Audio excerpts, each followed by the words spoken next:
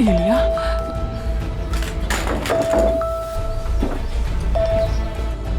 कहो कि तुमने उसे ढूंढ लिया। अम्मी मुझे वो नहीं मिली, मैं सेलिंग क्लब पर हूँ, इन लोगों को भी नहीं पता कि वो कहाँ है। मेरी आयशा गुम हो गई, कहाँ चली गई वो?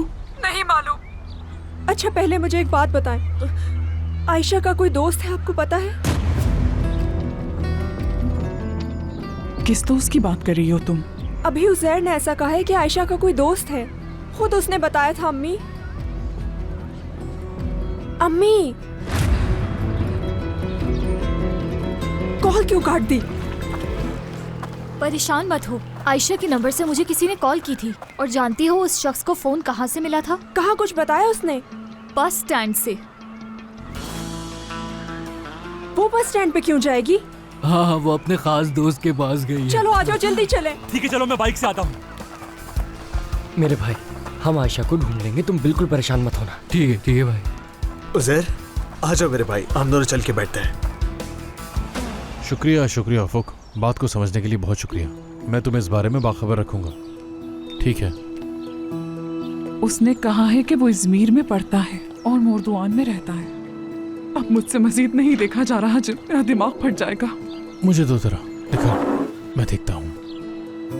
हाँ, मुझे तो ये समझ नहीं आ रहा कि वो हमारी मर्जी के बगैर किसी से भी मिली किस तरह से। कितनी अजीब बात है। ये सब मेरी वजह से हुआ है, मेरी गलती है। मैं आयशा का ख्याल सही से नहीं रख सकी। अच्छा बात सुनो मेरी, हमारी बेटी आयशा को कुछ भी नहीं हो सकता, ठीक है? और मैं उसे ढूंढकर जरूर लाऊंगा, ये वादा है मेरा। मैं बस अभी निकल रहा हूँ, मैं उसे हर जगह तलाश करूंगा, कोई जगह नहीं छोड़ूंगा। बहुत जल्द उसे ढूंढ लूंगा। वर्दा, मैं जानता हूँ कि तुम्हारे लिए आसान नहीं है, लेकिन तुम यहीं रहो, इससे मजीद परेशानी बढ़ेगी।